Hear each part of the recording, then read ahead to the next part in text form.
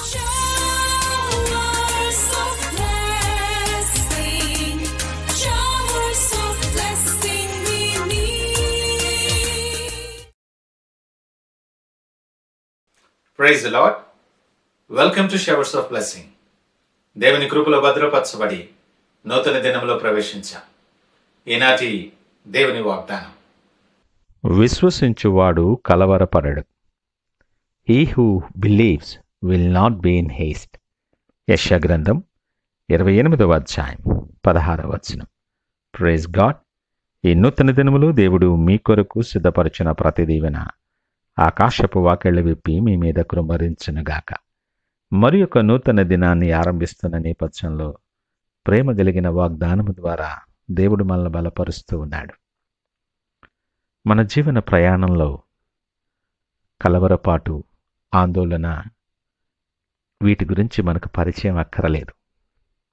మన దైనందిన జీవితంలో బాగుగా ఎదిగినవే మనం. వాస్తవానికి అందరూ ఏదో ఒక సమయంలో ఆందోళన, కలవరపాటు వీటికి గురవుతూనే ఉంటాం. ఆత్మీయ జీవితంలో కూడా ఈ రెండు చాలా ప్రభావాన్ని చూపిస్తాయి. నువ్వు ఊహించినటువంటి పరిస్థితులు నీకు ఎదురవుతూ ఆలోచనలను స్తంభింపచేస్తూ వ్యతిరేకమైనటువంటి ఆలోచనలతో దారి తప్పేటటువంటి పరిస్థితులు, సమయాలు కూడా నీకు ఎదురవుతూ ఉంటాయి. నిన్ను బలహీనపరచి వెనక్కి లాగుతూ కృంగదీసేటటువంటి నేపథ్యాలు కూడా దాటి రావాల్సి ఉంటుంది. ఎంతో క్రమబద్ధంగా, ఎంతో ప్లాన్డ్గా, ప్రణాళికాబద్ధంగా మనం సిద్ధపరచుకొని ప్రయాణం ఆరంభించినప్పటికీ ఒక్కొక్కసారి ఊహించనటువంటి పరిణామాలు మనకు ఎదురవుతూ ఉన్నప్పుడు ఎదుర్కోవటానికి కలవరపడి ఆందోళనతో నిండిన వారమై సతమతమవుతూ కుప్పగూలిపోయిన పరిస్థితులు ఎన్నోసార్లు మన జీవితంలో ఉంటాయి. ఎందుకనగా వచ్చేటటువంటి ఆకస్మికంగా వచ్చే పరిస్థితికి మనము సిద్ధపడి ఉండకపోవటమే. మన ఊహకు మించినటువంటి ఆ పరిస్థితుల వలన ఒక్కసారిగా మనము కలవరపాటుకు గురై ఎంతో ఆందోళన చెందుతాం. ఇలాంటి పరిస్థితి నుండి క్షేమంగా బయటపడాలన్నా, అవి మన దగ్గరకు రాకుండా ఉండాలన్నా, ఎలాంటి నేపథ్యంలో ఉన్నా మనం తొణకక, బెదరక, ధైర్యముతో ముందుకి కొనసాగిపోవాలన్నా మనకు కావలసింది విశ్వాసం. లేఖనం అంటుంది, విశ్వాసము లేకుండా దేవునికి ఇష్టమై ఉండుట అసాధ్యం. నీ ఆత్మీయ జీవితములో, నీ ప్రయాణములో ప్రతిదినము కూడా స్థిరమైనటువంటి విశ్వాసము కలిగి ఆయన యందు నమ్మిక ఉంచి ఆయనకి ఇష్టడిగా నువ్వు ఉండగలిగితే ఆయన నీ పరిస్థితులు గమనించి నిన్ను ధైర్యపరచి, బలపరిచి నిలవబెట్టకుండా ఉండడు కదా. మనకు అసాధ్యం అనిపించే పరిస్థితులు ఆయనకు సాధ్యమే. ఆయనకు అసాధ్యమైనది ఏదీ లేదు. పరిస్థితుల మధ్య నువ్వు నలుగుతూ ఉన్నప్పుడు మేలు కలుగుటకై ఆయనను ప్రేమించు వారికి సమస్తమును సమకూడి మేలుకరముగా జరుగుచున్నవన ఆ మాట మనకి ఎంతో ఓదార్పునిస్తుంది. మన జీవితంలో ఏది జరిగినా, ఏ పరిస్థితి నీ మార్గములోనికి వచ్చినా ఆయన అనుమతి లేకుండా ఏమీ రాదు. ఒక్కొక్కసారి శ్రమ గుండా నువ్వు నడాల్సి వచ్చినప్పుడు, అనానుకూల పరిస్థితులను దాటాల్సి వచ్చినప్పుడు నీకు ఊహించని పరిస్థితే. అది దేవునికి కనుమరుగైనటువంటిది కాదు. నీ మార్గములోనికి అది రాబోతుందని, అది నువ్వు దాటవలసి వస్తుందని ఆయన ఎరిగినవాడు.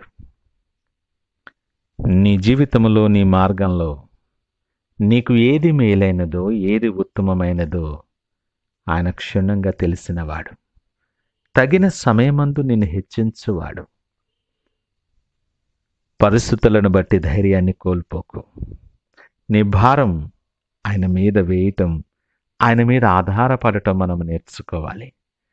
ఎప్పుడైతే నీ భారాన్ని ఆయన మీద వేయిస్తే మనస్సు కలిగి దాని యందు స్థిరపరచబడిన వాడిగా ఉన్నప్పుడు నీ భారము ఆయన మీద వేయటానికి సిద్ధపడి ఆయన వైపు చూడగలుగుతూ ఉన్నప్పుడు కలవరపాటు నీ దగ్గరికి రాదు.